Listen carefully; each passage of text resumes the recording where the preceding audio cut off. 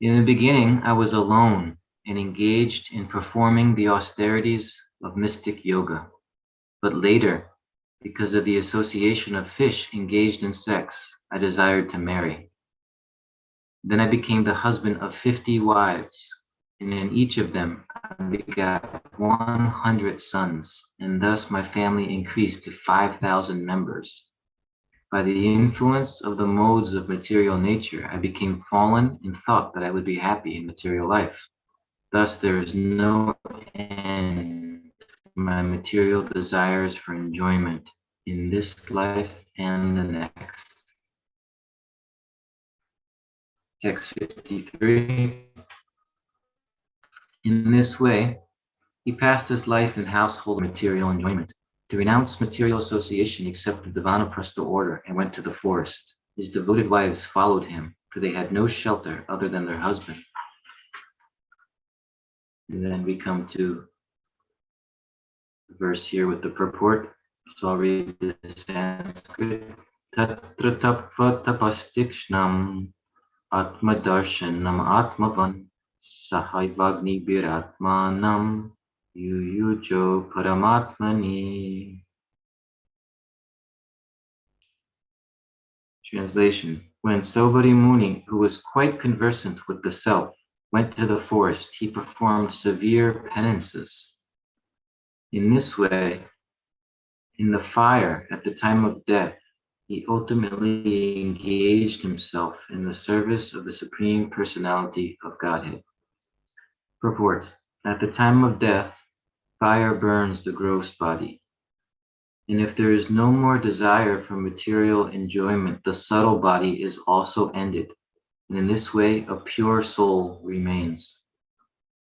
This is confirmed in Bhagavad Gita, Tyaktva deham punarjanma naiti.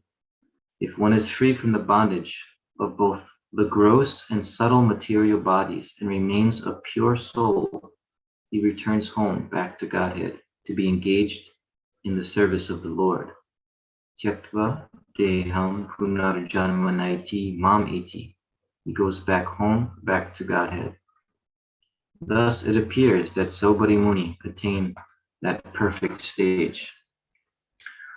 Om Gyantimarandasya Gyananjana Shalakaya Chakshurunmilitam Yena Tasmai Shri Gurave Namaha Shri Chaitanya Manobhishtam Stapitam Yena Bhutale Swayam Rupa Kadamayam Dadati Swavadantikam Vandeham Shri Guru Shri Yutavadakamalam Shri Gurun Vaishnavamscha Shri Rupam Tam Sajivam Sadvitam Savadutam Parijana Saitam Krishna Chaitanya Devam Shri Radha Krishna Padam Sahagana Lalita Shri Vishakanvitamscha He Krishna Karuna Sindhu Dinobandhu Jagatpate Gopisha Gopika Kanta Radha Kanta Namostate Tapta Kanjana Gaurangi Radhe Vrindavaneshwari Rishabhanu Sute Devi Pranamami Hari Priye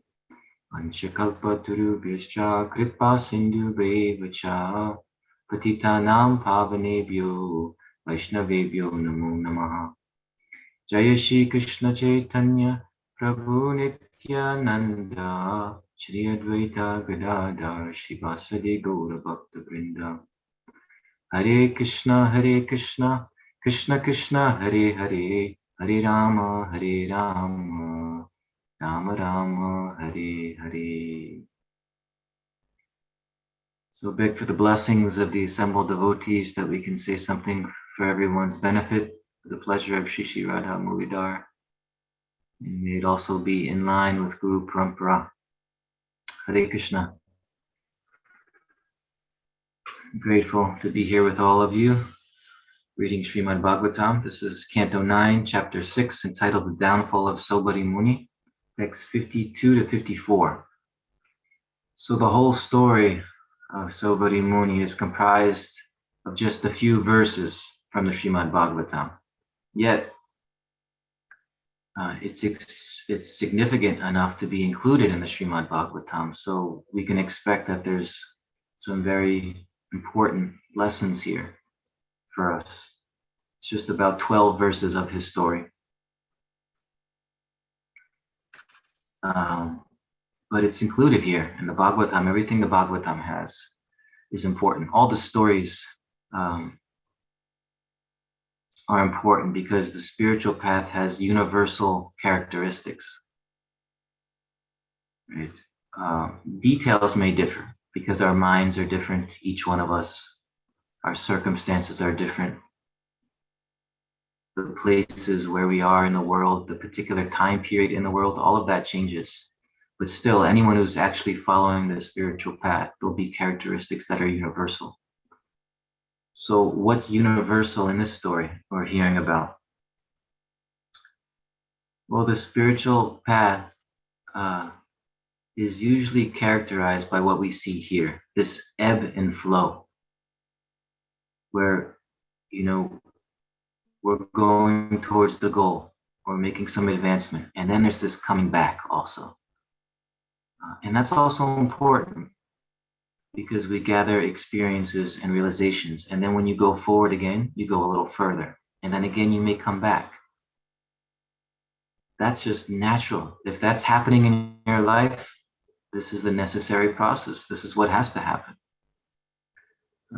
Because the coming back, like we see here with Sobhati Muni, one gathers certain experiences and realizations that are necessary for them to go a little further next time, right? So there's a kind of ebb and flow, a back and forth. A good analogy is the ocean. You ever stand on the ocean, you can see when waves crash down onto the ocean shore. The water goes a certain distance out into the shore. And then the water comes back into the ocean. And then the next wave, the water goes a little further out onto the shore. And then again, back into the ocean. And then the next wave, a little further out even. You see, this is a good analogy for the spiritual path.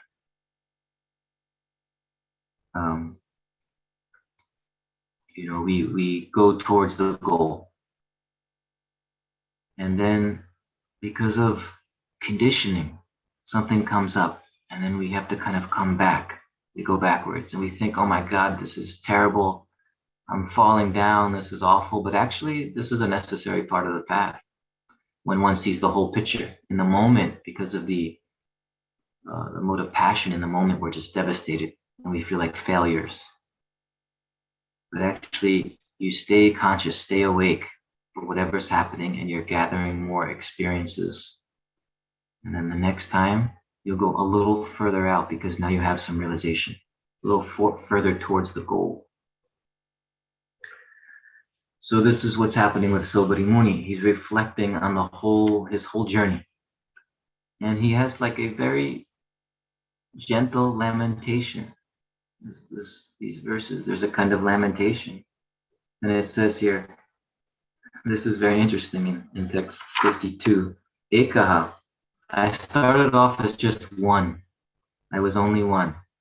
He was a great tapasvi performing austerities in the ocean.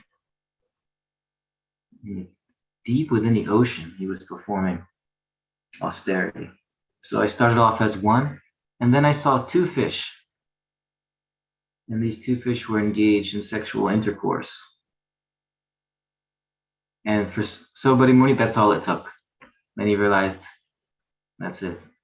I have to get out of this ocean. I have to get married. This is, it happens like this sometimes. I remember hearing one story of one Brahmachari. He was a Brahmachari many years. And he was doing very good on the spiritual path and was austere in different ways. But there was some event or something, and the Brahmacharis went to some event, and he was staying in one room.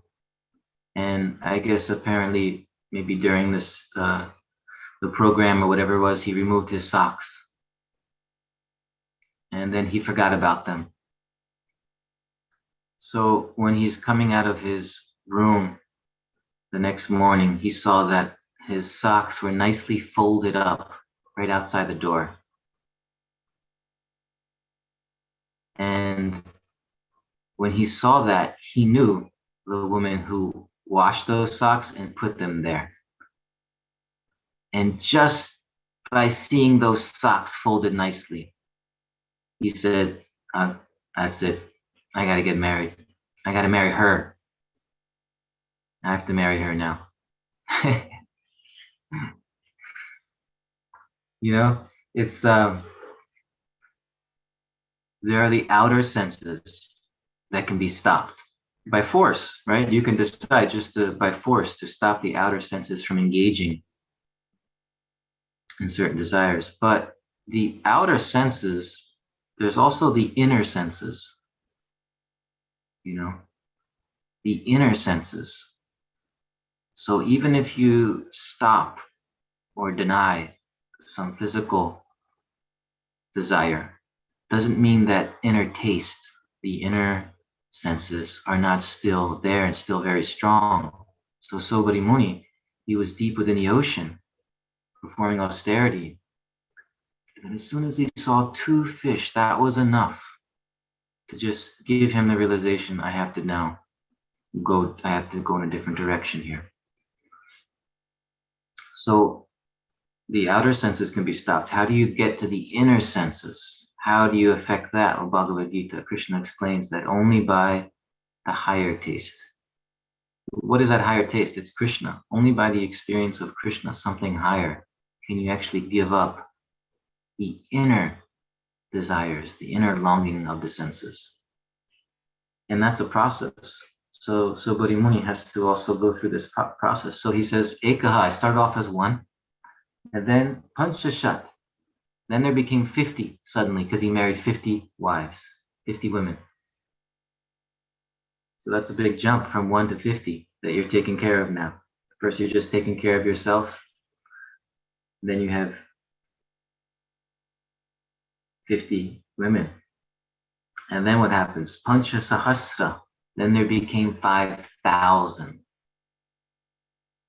All of his children.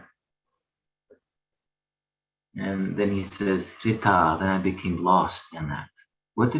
Where was he lost? It's very interesting. He says he was lost in his mind, in mental creations, in dreams, became lost in dreams. That's what he's calling this material world and the various ambitions we have, like dreams.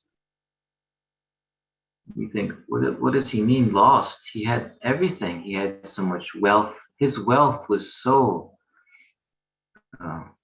the amount of wealth and opulence he had was so amazing that the king at that time was embarrassed. The king was kind of defeated by Sobari Muni's opulence and his wealth. And he had so many powers, Sobari Muni. He was a mystic yogi, right? We heard the story earlier that actually from being in the water so long, you can imagine your body becomes very wrinkled. So he was, I think he called himself ugly yogi. But by mystic power, he reformed his whole body, became so beautiful, radiant. And when he went to see these ladies, they could not resist. He was so handsome and powerful. They were attracted. They all wanted to marry him. So he had wealth and power, and he had reputation in this family. But his perspective, this is the higher awakened perspective. He's thinking, now looking back, I was lost in mental creations. I was lost in dreams.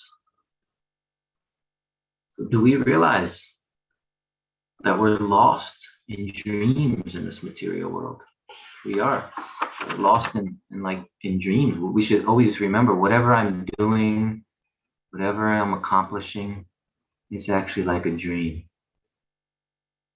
And a devotee should live with this realization always in the background.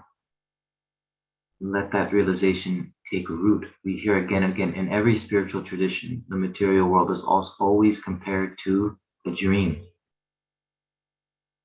Right? Prabhupada says we have two kinds of dreams. So you go to sleep at night and you have dreams, but also during the day. You're awake, you're alive, you're doing things. This is another dream.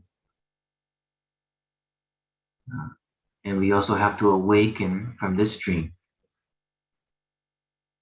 And so it's important to remember that the material world and all the things happening are like dreams, because it keeps us very sober, it keeps us humble, it keeps us sincere,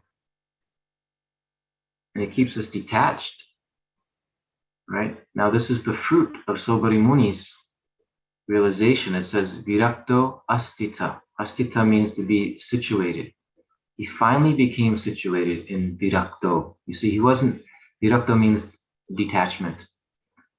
He wasn't situated in detachment in the beginning. He was in deep meditation in the ocean, but then just the sight of two fish. Oh, I have to leave this place now. Now I have so many things to do.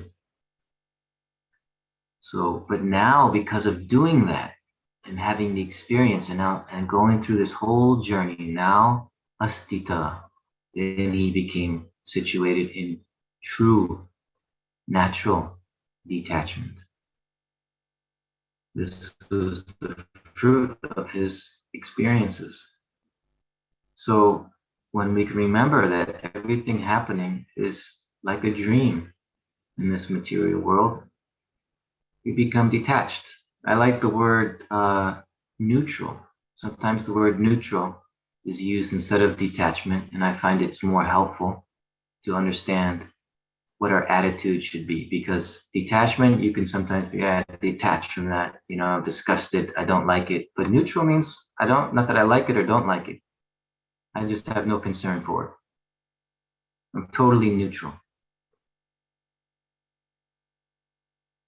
And then some people will think, well, this is not a healthy way to see the material world.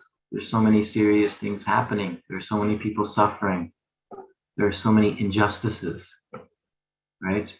So you can do something about all that and at the same time remain neutral. Do what you have to do. You can get very serious and fight for some cause. You can do what's needed. There are many things to be done in this material world. So do something about it while remaining neutral. That's the art. That's what shows the difference between someone on the spiritual path and someone who's just trying to improve things in the material world. Is that possible? Yes, somehow that's possible. You can be very active. You can do what's necessary in this world and yet remain neutral. Otherwise, the mode of passion is acting through us, and this is just accelerating the laws of karma. So even you do something good, you start to fight for it, and you start to want to force it on others. In this way, the mode of passion enters in very quickly. Even if it's a good intention, a good desire, a good purpose, mode of passion enters in, and then you're just accelerating the laws of karma. This is not helping anybody. But if you do what's necessary with full strength and determination, but you remain neutral from whatever happens, because you understand, after all, this is a dream. This is not the real world. I'm actually, this is a reflection. And so let me do what's necessary, but still maintain a certain neutrality. So that's the art of spiritual life. This is Bhagavad Gita. Everywhere in the Bhagavad Gita, Krishna calls it detached action. Right? This is everywhere in our tradition, in all the scriptures, every book practically. So now, why is this neutrality? Why else is this essential for us? And then we come to the point that's mentioned here in the purport today. Because by becoming involved in everything happening, by having an opinion about everything that's happening, by judging everything, people, events, things that are happening, by judging, we charge the subtle body with the energies of the three modes of nature. We charge it up. It's like a battery. You know, you charge a battery, you give it more life. So the subtle body is charged by our interaction, by our involvement in all these things, by our judging things, by our getting into things with that passion or ignorance or goodness. The subtle body is charged by the material modes of nature and becomes stronger. Why is that a problem? Because we're learning from this verse and many other verses that the subtle body needs to dissolve, actually. You see that the subtle body, it's mentioned here that in the purport, the subtle body has to come to an end and not fed and nourished and strengthened by the modes of nature. You see, because we keep feeding the subtle body, then we have to, by feeding the subtle body, we're creating material bodies again and again and again. The subtle body is the cause of reincarnation. Why do we have to keep returning? Because this inner subtle body keeps charging itself up. It gets involved in everything. It doesn't take this as a dream, it takes this as the ultimate reality, and we get into everything. This charges up the subtle body, gives it strength. It lives longer, like charging a battery, giving it more life, more life, more life. And we hear about how the subtle body, different desires and what's cultivated, will produce a particular physical body. Things go from subtle to gross always. Right? Just like right now in the air in front of us, there's actually so much water in the form of water vapor. We can't see it. But when the temperature cools, then clouds can form, like little water droplets. Now you can see it. When someone from subtle to now it's visible. And then as the temperature cools more, then rain comes. Then you actually see and you can feel the water. Starting off totally invisible, but yet that's the cause. That's just the causes are there in the subtle level. And then comes a physical manifestation. So in the same way, the subtle body, as it's charged up with what we get into, what we do, that will produce with time a particular physical body that corresponds to that subtle body. And therefore we come again and again and again into this material world. There's a verse I wanted to read about this from the 7th canto.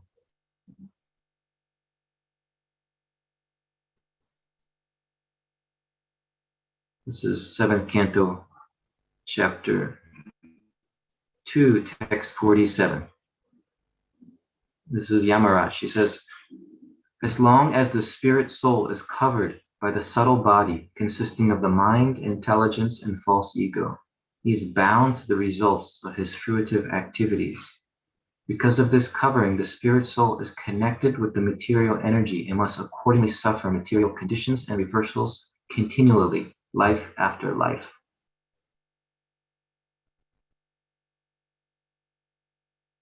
So the subtle body needs to be dissolved instead of fed again and again. This is why neutrality is important. Our attitude to the material world should be neutral, that we are not for or against anything. We just go on with our business of Krishna consciousness. We try to serve. We do what's important and what's needed in the moment. It's not that we're disengaged. We can engage, but the art is with neutrality. I'll read a little of this purport as well. The living entity is bound by the subtle body consisting of mind, intelligence, and false ego. At the time of death, therefore, the position of the mind becomes the cause for the next body. At the time of death, the mind sets the criteria for the spirit souls being carried to another type of body. If a living being resists the dictation of the mind and engages the mind in the loving service of the Lord, the mind cannot degrade him. So two things Prabhupada mentions there that have to be done in relationship with the mind. You have to resist the mind, and you have to engage the mind.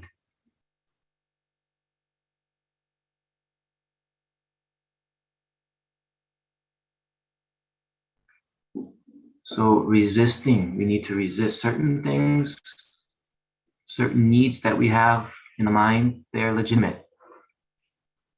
We have legitimate needs, and those have to be met. And that's going to be different for each person. We have to think, okay, if I don't meet this need, then it's too much for me. I can't handle it. So therefore, let me just meet it and then let it go. Let me meet it. So certain legitimate needs have to be met. And then there's a lot of unnecessary needs that are formed. So those, we have to see the difference. Now, these are actually just harming me. And there's not really a need for me to fulfill this.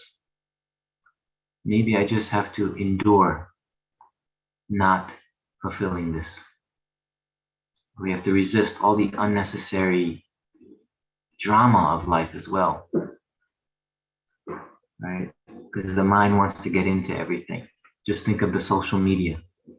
This is such a great danger for the individual, especially on the spiritual path.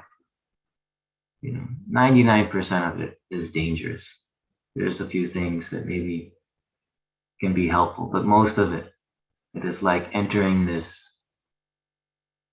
dark maze, before you know it, you've been looking at this phone or on the computer 3, 4, 5, 6 hours, right?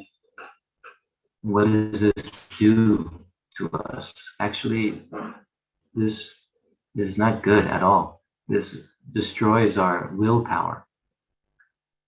So maybe we have to resist some of that and endure the pain of resisting it. It's painful to resist it because we become addicted to certain things in this world. So if you're addicted to something and you just tell yourself to not do it, there's a kind of pain there. There's an emptiness. Sometimes a loneliness that's felt. So that's okay. Feel it. Feel it and endure it. That's because that feeling of the pain is actually the dissolving of the subtle desire, the dissolving of the subtle body. Now, again, certain things have to be met, but a lot of things have become artificial that we think we need, that we actually don't. And that's for each person to understand which is which. You look into your own heart and see actually this desire, this involvement that I have in the material creations, in the material world, this involvement, this is actually not bringing me any good.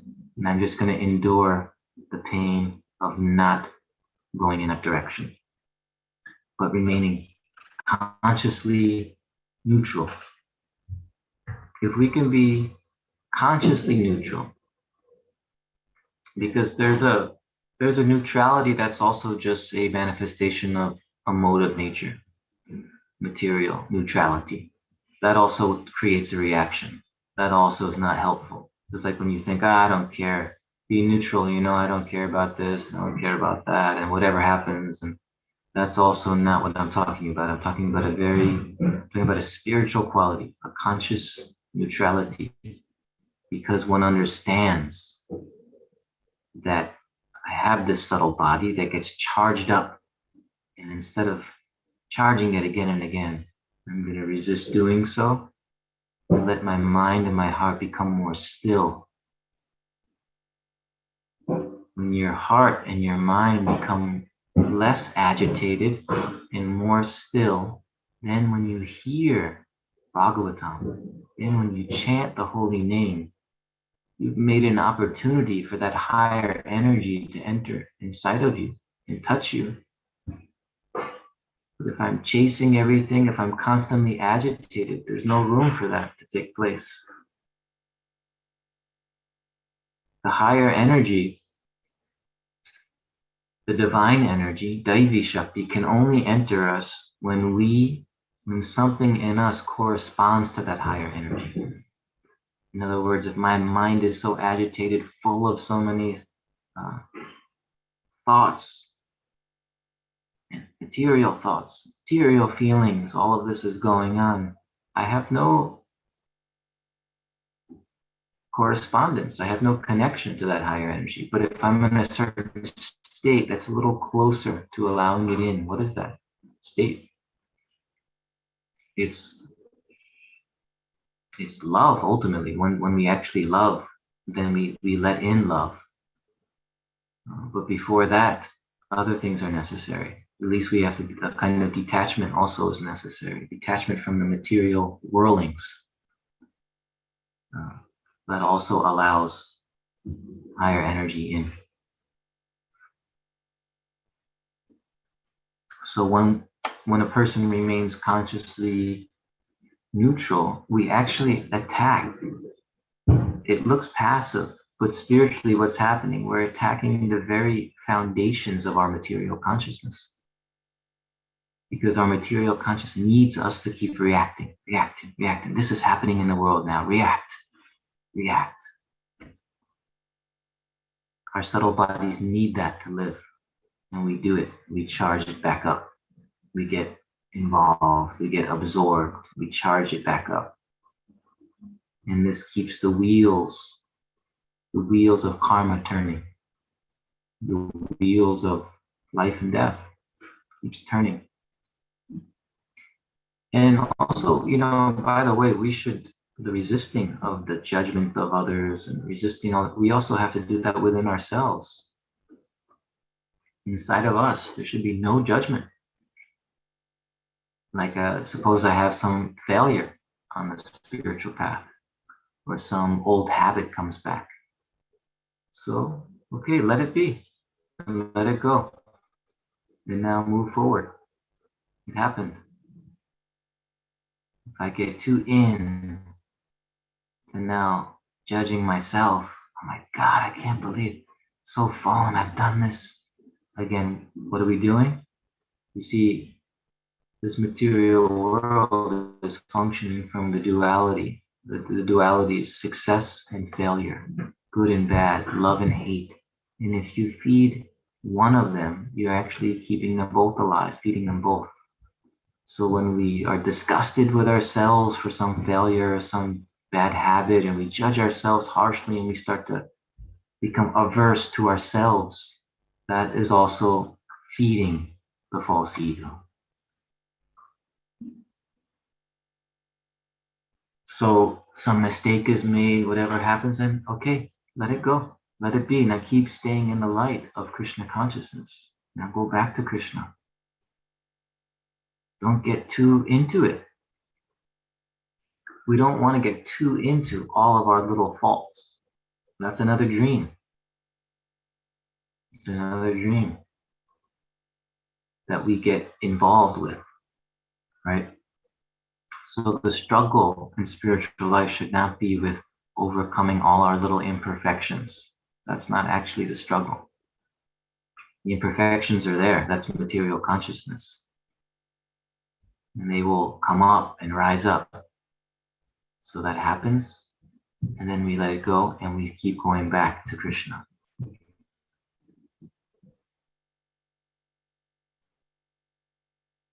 We want to awaken from the dream of our good and bad qualities. This is, again, a material level. The real thing is to awaken spiritually, not to overcome your unlimited faults. Right? We have unlimited faults. We can't even see. We just see a little portion. But there are so many samskars. There are so many things like seeds in the heart that haven't even come out yet. How we overcome that? You can't. It's impossible.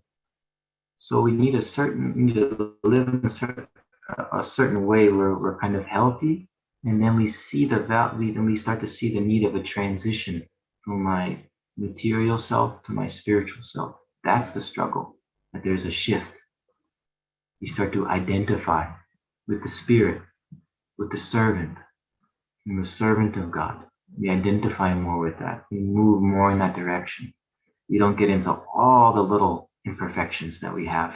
That's a trick of Maya that actually feeds the subtle body.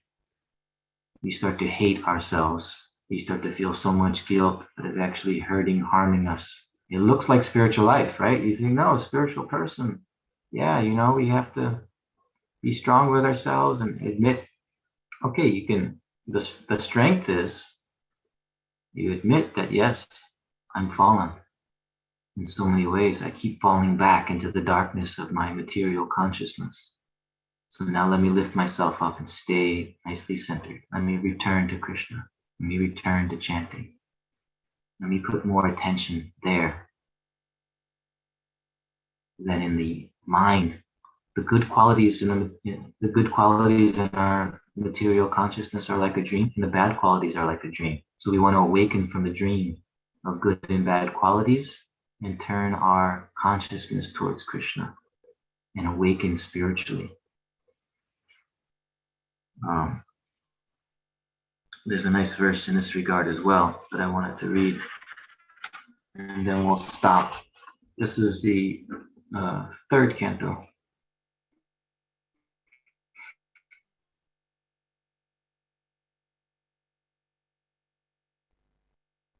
So Kripiladev, in the dreaming, and one sees many inauspicious things, but when he is awakened and fully conscious, such inauspicious things cannot bewilder him. In the purport. This is nice. Listen to this purport carefully, because Prabhupada is going to explain the difference of what it means to be dreaming and truly awake. And there's just one thing he says that really goes to the essence, gives us something to use in our lives, where it can help us actually awaken spiritually if we keep remembering this very simple statement. In the condition of dreaming, this is the purport, in the condition of dreaming, when one's consciousness is covered, one may see many unfavorable things which cause disturbance or anxiety. But upon awakening, although he remembers what happened in the dream, he is not disturbed. So in the dream, many bad things are happening. I have many bad qualities. All of this is happening in the world. But when you awaken, you remember that, but you're also no longer disturbed.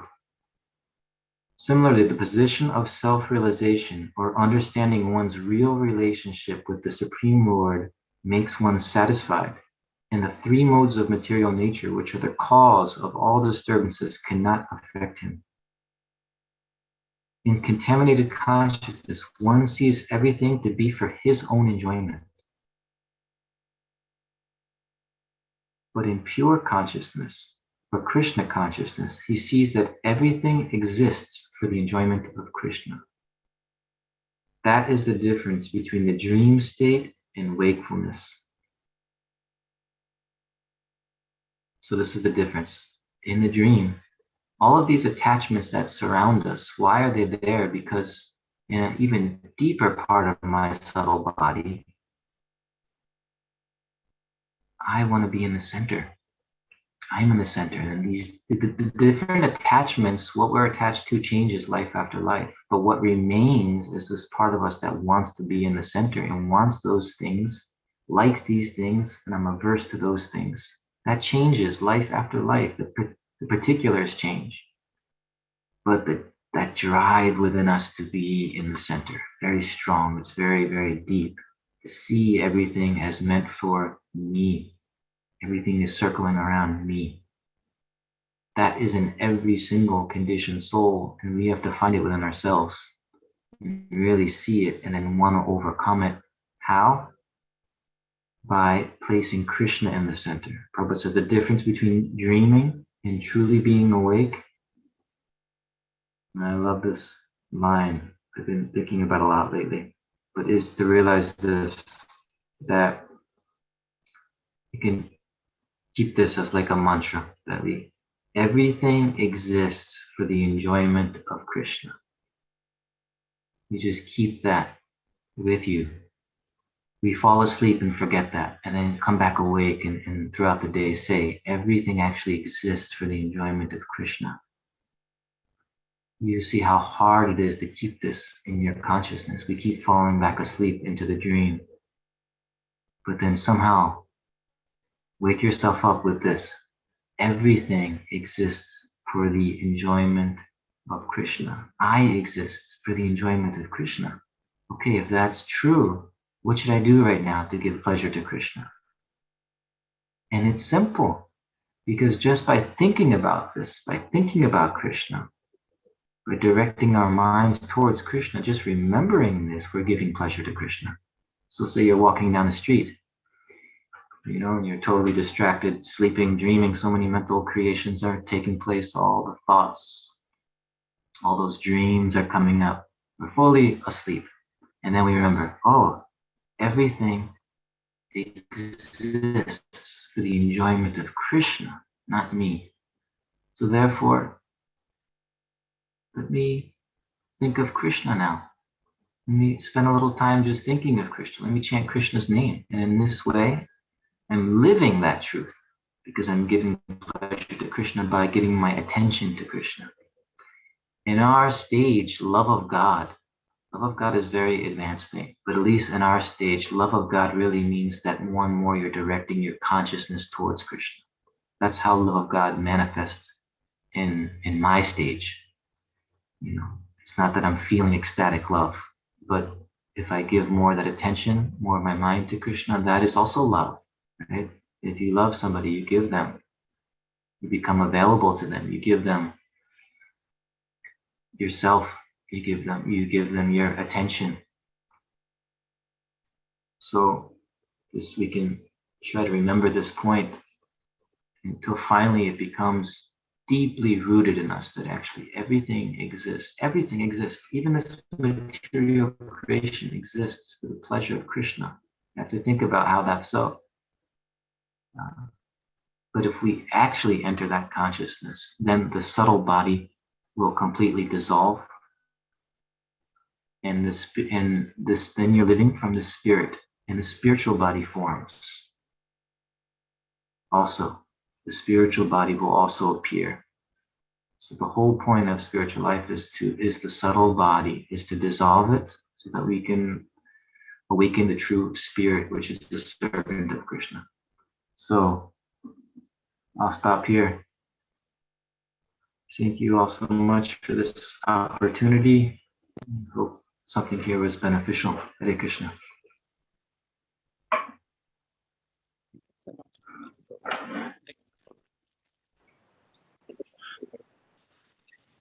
Can't hear you, Prabhu. Yeah, he's been having microphone problems since yesterday. Okay. Anyway, I do have a question, if I may. Yes. Hi, Gail. Hi there. I'm referring to when you were saying that to try to rectify all of our little faults is a trick of Maya. So I'm thinking that maybe I need to distinguish between the types of faults, not just that I shouldn't be trying to rectify faults. The faults that impede my, advancement in Krishna consciousness. Certainly those faults I shouldn't be just kind of like be dismissive of, right? So I'm not sure actually what kinds of faults is okay to like not pay so much attention to, and which ones, we should, that part was a little fuzzy for me. Yeah, even those faults that impede, right? So say you have a fault that's impeding your Krishna consciousness. Okay, so you know that. You know this is impeding, right? So what's the point of getting into it now and thinking about it and being disturbed by it? Now let it go, and now chant nicely, or do some service nicely, or do again associated with devotees. We keep going back to what we know is essential for us to actually change, right? So yeah, you see it. if you're sincere, won't you try to think about it, strategize about how to improve? Isn't that what sincerity looks like? Well, that's also could be a very quick process. The best thing you can do about it is not to figure out a way, because the material consciousness can't really overcome it. It can kind of pretend to overcome it. If we're in material consciousness, then there's certain bad qualities that can be kind of, given up or kind of dealt with at certain times. And so say somebody has no spiritual connection and they're doing that. And so that what they're doing is they're moving to the mode of goodness. In some ways, they're working on themselves. And so that's also a dream. That's also a dream. The result of that is also within the dream. So the real thing is to awaken spiritually. So that's the point. The real struggle we should have should not be with all these little things. You see what's wrong, and okay, do something about it. That's it. That's enough. And really, we can have we have a lamentation in our heart because we've turned from Krishna. That should always be there. That's a kind of lamentation that we're feeling. That's the crux of the whole matter. All of these bad habits and all of these, they're all symptoms of having turned from Krishna. So you don't have to deal with every little symptom in terms of, and what I mean by getting involved, of course we want to see it. We want to try to let it go. We want to try to move on from it. That's also, you can say, is getting involved. I mean dwelling, getting lost, feeling bad, losing energy, losing determination because of those faults. And we often do. That's why I'm making this point. So yeah, something should be done. I'm not saying, do nothing. But the thing is, the more angry we get at ourselves for these things, the more it kind of increases that we want to do it. There's some truth to that as well. So that's why I say it kind of neutral. Okay, it happened, or it's happening, or I have this bad habit. That's where I'm at. I'm fallen. Okay, now let me still take shelter now. And we keep taking shelter of the divine energy. And in this way, the divine energy is actually overpowering. With time is overpowering all those, dissolving the whole subtle body, what to speak of little faults. So you're saying therefore that when we are confronted with our faults, the best remedy is to simply chant or chant more. Is it? Well, of course, because that overcomes everything, but there has to be realization with all this, right? We hear that message so much and we think, oh, okay, anything going wrong, just chant, that solves everything. But there has to be a kind of realization of all of these things and what's happening, Okay, so I also mentioned in the class, we have legitimate needs that have to be met, take care of them, and then we have a lot of superficial needs that actually don't have to be met. So distinguishing between the two.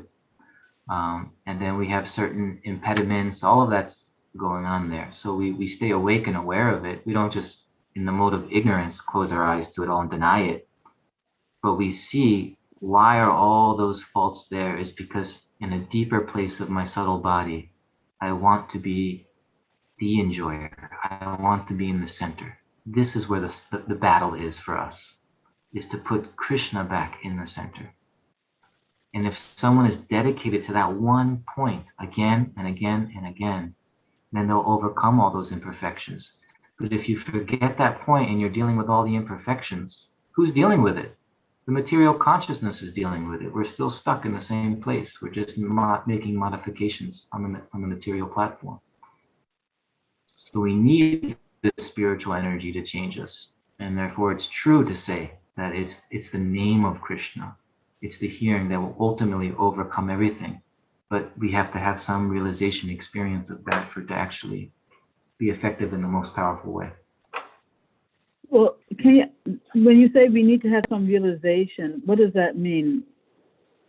Because for those of us who are in the neophyte level, you're saying that it's not enough to chant? Well, realization means that you start to use everything you hear in your daily life. It means that realization is now taking place where you want it so bad. You're so interested in what Krishna consciousness is, what it's saying, what the goal is, that you're always bringing in what we're hearing into our life. It means now it's being the realization, the knowledge has to be converted into action and into behavior. So I'm talking about so many things: conscious neutrality. Everything is for the enjoyment of Krishna. So the more this is, the more I want that. I want to live that. I bring it into my life and the circumstances. Maybe I forget, I fall asleep, but then I come back to it. It means realization is taking place. Okay. Anyway, when it comes to not obsessing over one's faults, see, I feel like there's two things. You can obsess over your faults because they're getting away with your selfish enjoyment. I mean, they're getting in the way with your selfish enjoyment. But then you can also, be concerned about your faults because they're getting in the way of your spiritual progress. So it sounds like you're saying that the first one, to be, to get despondent over your faults is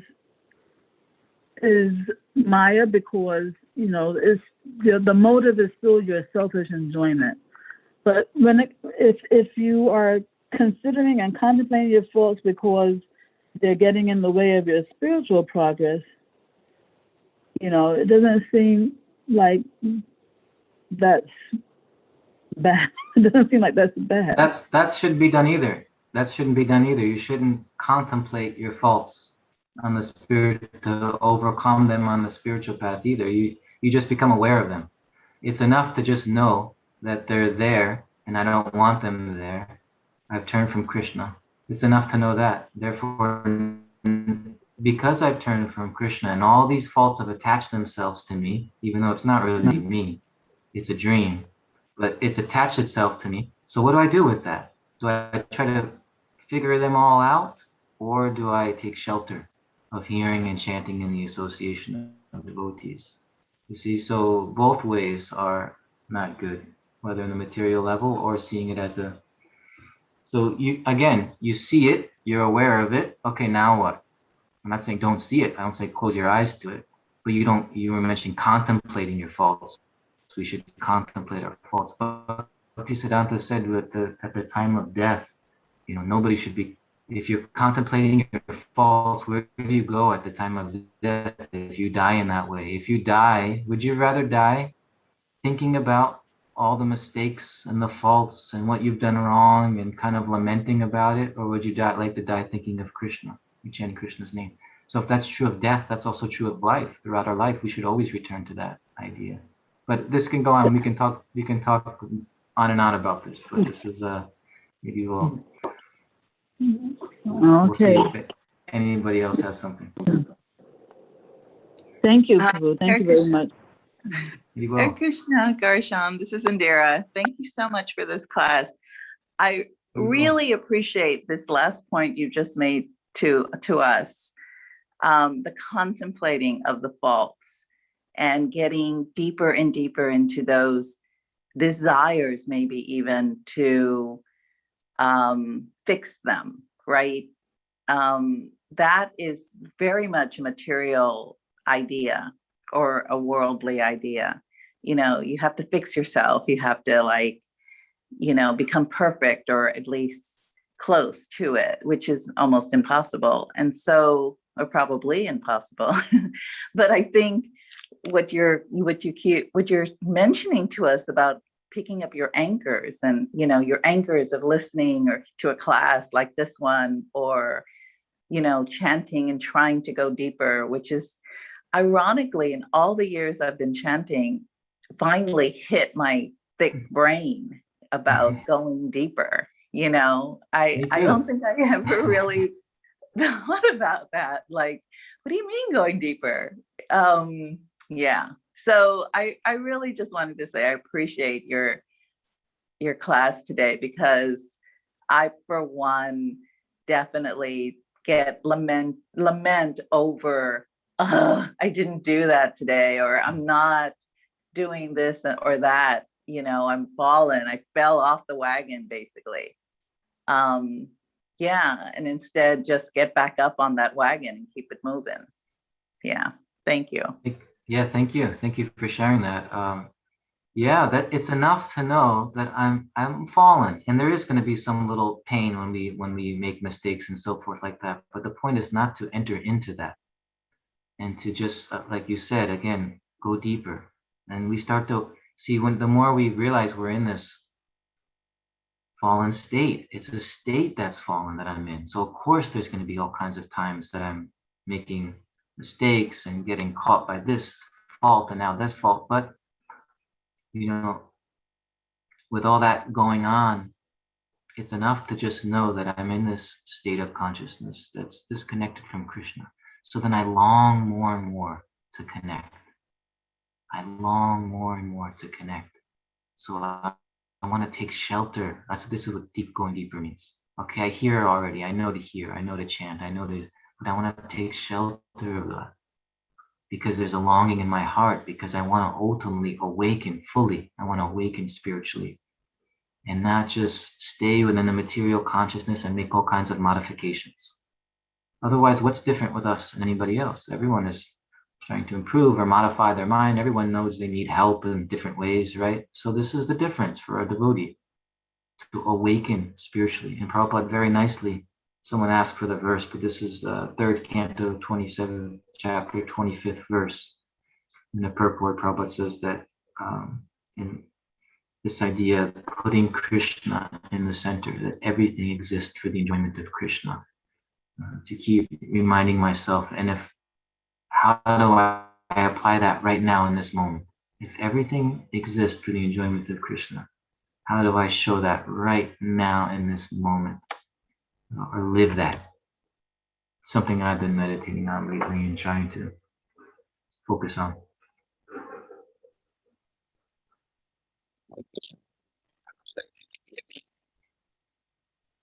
Can't hear you so well, a little broken up. I'm sorry if I'm going too long. I think we should probably end, right? I think you have a question in the chat, Prabhu. Question in the chat. Yes, bro. Let's see. Let's see.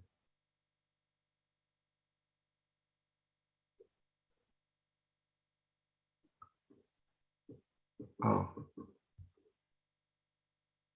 Wait, let me go to the top here. Someone asking for the verse. Be neutral to whatever happens. How can someone try their best unless they are passionate about the desired outcome? Isn't all action driven by a desire for a specific outcome? Yes, this is a good question. So how can someone try their best unless... So it's not passion that we want. So we try our best for the purpose of yoga, for the purpose of connection. We don't just want some result in the material world, but we do something. We do things in this material world when we see that this will help me and help others with yoga, with connecting to the Supreme Lord. And that's where there's some drive behind it. So there is a motive, but the motive has to become spiritual for it to actually be a benefit. If the motive is the mode of passion, then we create the mode of passion in others as a reaction, right? You ever notice that you fight for something very strongly, and then somebody fights for the opposite? It's practically invoked by us. By being in the mode of passion, you invoke the opposite of what you want, because you become aggressive and forcing, and then you just put that energy out there, and this also others react to that. But if your motive is actually to purify yourself, if the motive is yoga, connection to the Supreme. Okay, I do this thing in this material world, but I know if I do it well, and I'm thinking of Krishna, I bring Krishna into all of it, then there can be. Let me just see. There's a little more to that. So isn't all action driven by desire? Yes. So this becomes a desire. We have to check. We have to look closely and see: is there a spiritual intention behind this, or why am I doing this? Why am I getting involved in this thing? And yes, it's also normal to feel disappointment when we fail. So just feel it for a second. We're practically programmed to feel it. So feel it and then move on. You move on. Now you've learned something. That's very good. So that's good. Elation. There. Yeah, disappointment. So disappointment, move on. Elation, move on. Also, that's the other side of it. So don't become too happy. Don't become too sad. Just understand what happened, and then you continue to do what you know is best. I hope that's okay. The example of socks. Prabhu, I'm just like, I don't know what's happening. I'm going on too long. Okay, the thumbs are up. The example of the folded socks makes us realize that Maya lust is very strong, and that has to be controlled by higher taste, Krishna taste. Well, again, don't forget, like I was saying in the beginning, the example of the shore. It's not that Maya is strong. Where's Maya? Yeah, Maya's in our minds, right? Yeah, so it's not like, in other words, we don't, blame the person, or like Sobari Muni he shouldn't blame the fish, for having distracted him, but he has to understand, yes, inside of me, there's these desires that need to be met, perhaps. Otherwise, I'm just pretending. And so then by going in, meeting them, but staying awake, staying conscious through that whole process, then you gather the experience from that, and then you'll go further than you were even before. So if you see the whole picture, you see the necessity of falling down a lot.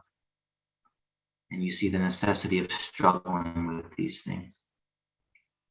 But in the passion of the moment, we think, oh my God, my life is over. I've got this problem. We have to have problems to reach perfection. This is because the tension has to be created. The struggle has to be created. The longing has to awaken for the true solution.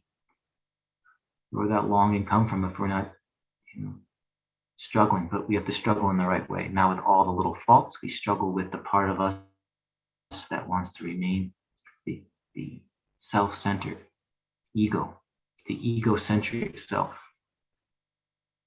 We feel that struggle. We feel that that's creating so many material bodies, life after life after life. Krishna, please take that away. Krishna, please engage me in your service. We have to transfer the struggle to that area and not just struggle with the material world and all of its faults and all of my faults. You got to do a little bit of that, but that's only to get the realization that the deeper struggle is within you, putting Krishna in the center.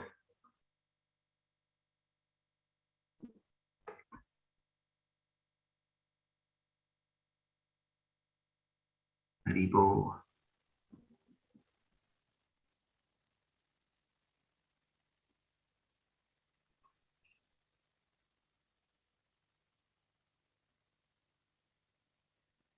Hare Krishna, Ghanashyam Prabhu, Dandavat Pranams.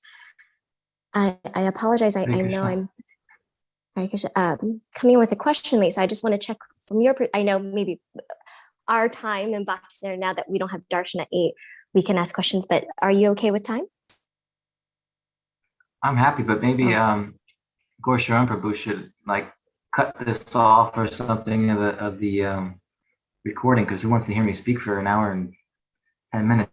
But please, I'm happy to continue. I love watching recordings again, in the Q&A. I actually find sometimes to be the most insightful. So I hope this whole class is actually recorded, including all the Q&A. And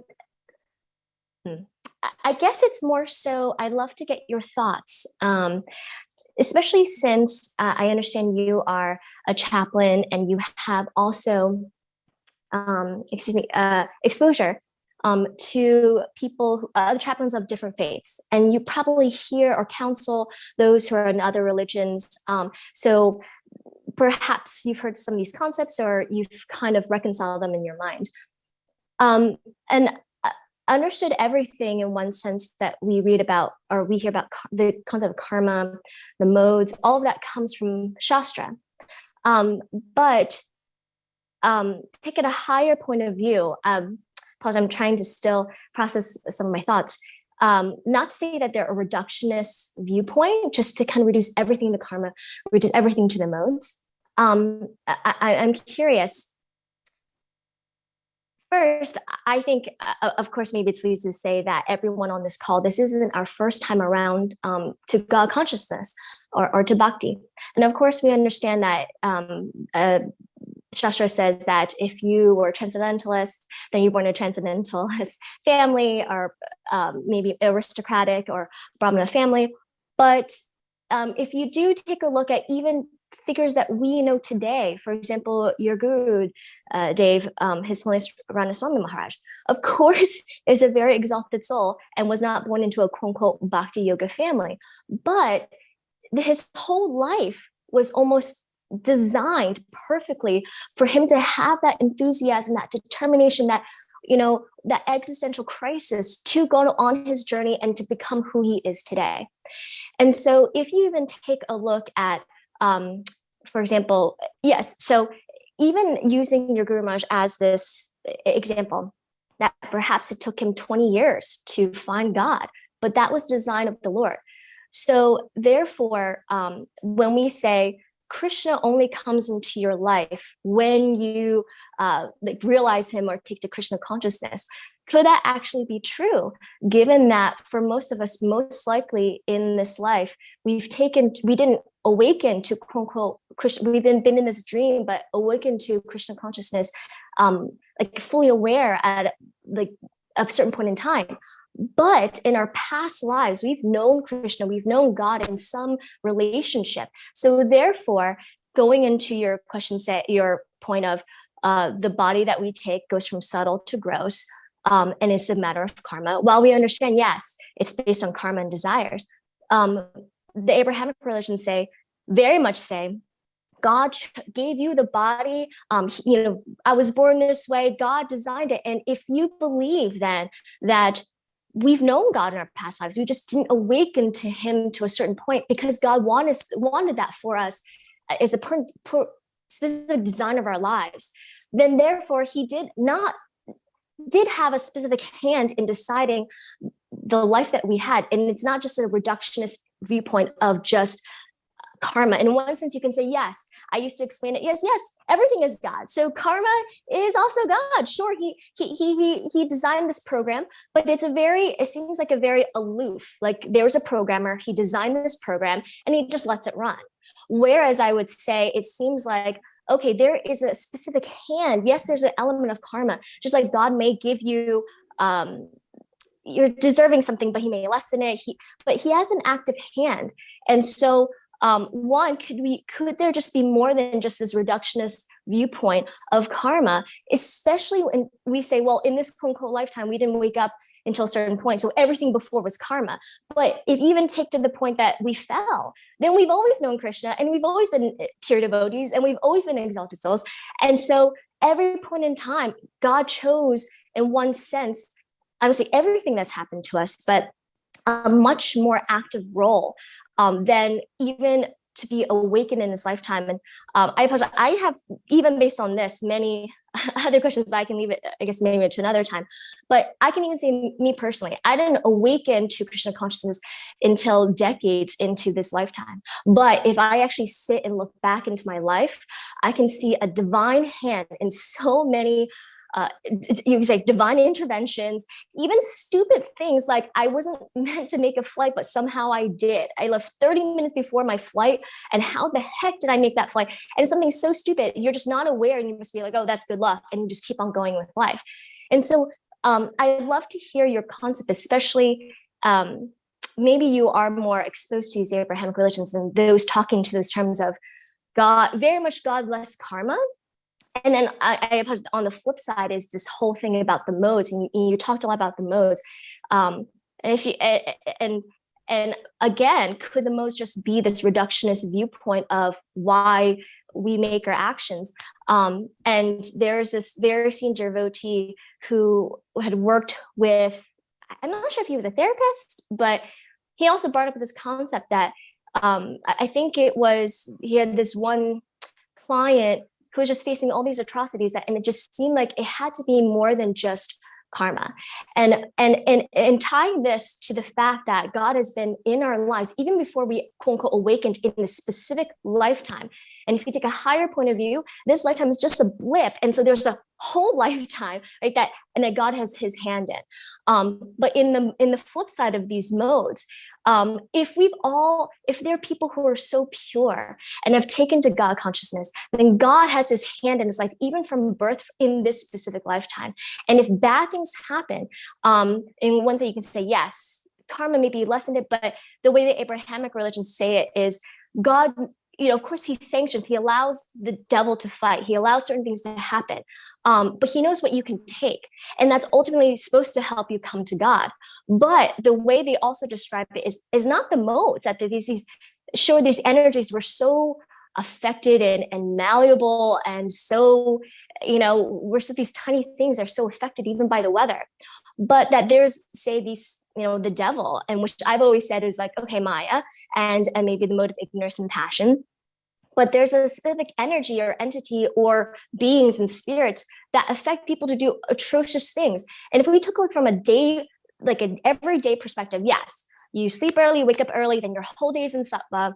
And if if you're really competitive, you live your life in passion. But those are kind of on an everyday perspective. But for really extreme things, if someone wanting to commit a murder or someone beating a child, it can, and if these souls hypothetically had taken to God previously, could there be something more at hand other than just karma and just more than, say, you can say maybe that person, the parent who beat the child, is under the mode of ignorance, but was affected by the devil, or there's some sort of energy that's greater than just the modes, greater than just karma at hand, especially since we've known God for lifetimes.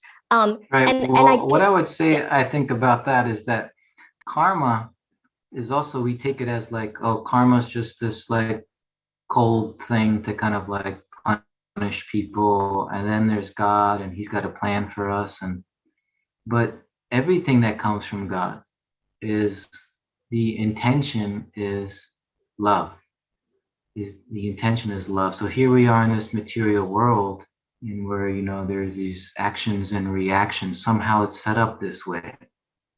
Now the purpose of the action and reactions and the karmic reactions is that we try to experiment with so many ways of living and enjoying, and everything we do brings a certain consequence. And then the purpose of this, the purpose of karma, there's love behind karma, because as the actions and reactions are taking place, and we're getting, as it's mentioned here by Salvari Muni, that he starts to see the whole picture of his life. And because of that, he's a kind of a lamentation, a kind of desire for a change, right? So action and reaction, we shouldn't think that this is just some like cold thing, just the laws of nature or something. There's actually God's love behind it, because by becoming involved in all of it, we start to long for a real solution. Now, so the motive behind everything in everybody's life is the return to God. So you're right. The whole life doesn't mean that like I'm totally, even the being in Maya and being an illusion and being lost, as it's mentioned here also, being lost in the modes of nature. But there has to be something in us at some point that actually seeks God again. And then God becomes involved in a different way. You see, he's involved in our lives right now with these laws that have been created, but the laws are mercy. The laws are God's mercy. Karma is God's mercy. And then, but if I start to see things in a way, if a part of me starts to adjust and start to appreciate God, then I'll start to see the love behind the laws even. And then there's different levels of relationship with God. So it may be sentimental to say that, everybody, whatever's happening, they always say, oh, God did this and God did that. And really they have not much connection. And they're saying it in a sentimental way. We have to admit that's also possible. Someone may just, well, this just happened and then that happened and this happened. It just proves God's existence. It can be just a kind of, sentimental idea. But there can also be someone who says that with realization, like you said, starts to see the life and the purpose of the life, and why did this, and because of that led to this, and surely this is like a journey I'm on. It is. Every one of us is on a journey back to God. And so in that sense, that's the divine purpose, the divine intervention. The divine intervenes in different ways. Once we start to become in harmony with God, then just imagine. Now we talk about Krishna. Krishna is a very intimate exchange. God has different forms according to how we want to relate to him. Right? So, just like when I was saying, if you're always examining the good and bad that you've done in life, the faults and the good things, and you're striving for morality and dharma and doing all these things, who are you dealing with? Who's interacting with you? Not Krishna. Actually, it's Yamaraj. When you die and you're always thinking of your faults, of what was good, what was bad, then who judges you? You were judging so much throughout your life, and now who judges you? The God of judgment, which is Yamaraj. So Krishna has other people doing things, but the motive behind all of it is Krishna's love. So there is a plan behind it. It's a very wise, he's infinitely wise, Krishna. So everything is happening for the perfect reason of bringing the soul back. But there has to be a part of us that starts to want to cooperate with that. And if we aren't yet ready to cooperate with that, we can get very entangled in the laws of material nature. But by suffering in those laws, we're starting to get closer. By the misery that's produced from the actions and reactions and actions and reactions, and what does that awaken? It awakens a desire that's outside of the material world, a desire for purity, for love, for freedom. Those are spiritual desires awakening because of the laws of nature being frustrating. This is God's plan. This is God's mercy, that he arranges it this way. Otherwise, we may never, from our own accord, our own desire, we can get very lost. And so, anyway, just sharing some thoughts about what you were saying. And there can be sentiment in saying that everything is my relation to God. It can also be real. So that, again, that's dependent on what's going on within the consciousness and the experiences of a particular person. But definitely everything for everybody, the only point of it all is it's a journey back to God. We start to realize that, then we start to see how this is all happening for that reason. That requires something within us also want to cooperate. And the more we cooperate and see that and want to see that, the more of that we'll actually feel the presence of God and his guiding us. So, but God, the other thing is to remember, God has different forms. So even when you hear, like you were mentioning, different religions, so Yamaraj, he's punishing and he's giving this and he's looking at your good and bad, calculating it, the good and bad on the material level, and then giving some result. As you see in the Old Testament, God is always talked about as a kind of punisher, and you have to be good so that he can reward. And this is more, not so much Krishna, the Supreme Personality of Godhead, but it's an aspect, you can say an aspect of Krishna that relates to the material level, right? There's Vishnu, He's the creator of the material worlds, and this is all God, but different manifestations, and also sometimes he empowers different beings to perform different functions. But definitely we should know what's behind all of it is love. That's all Krishna can do, because that's what he is. So there's never any, he's near guna, he's beyond the modes of nature, just emanating compassion. So the purpose of our lives for everyone, no matter how fallen or how much entangled we are in the modes, that still has its purpose. That also has its divine purpose, leading the soul closer to Krishna. But the soul has to begin to agree for that to take place.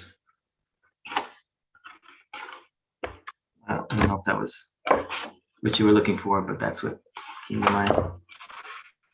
Thank you so much. Hare Krishna.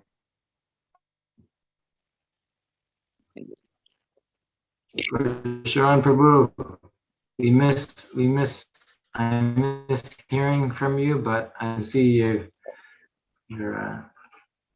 your form. And it's nice to see you, and thank you all for this opportunity. And I apologize for going so long, but grateful to share, and hope to see and hear all of you again soon. Hare Krishna. Srimad Bhagavatam ki, Srila Prabhupada ki jai.